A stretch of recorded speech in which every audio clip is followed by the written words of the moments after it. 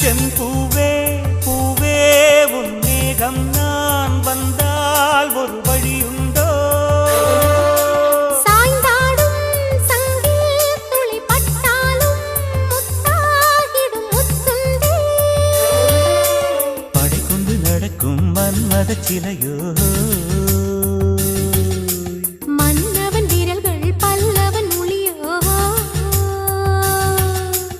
இமைகள் உதடுகள் ஆகுமோ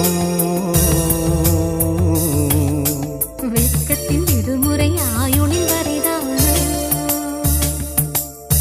செம்பூவே பூவே உன் மேகம் நான் வந்தால் ஒரு வழியுண்டு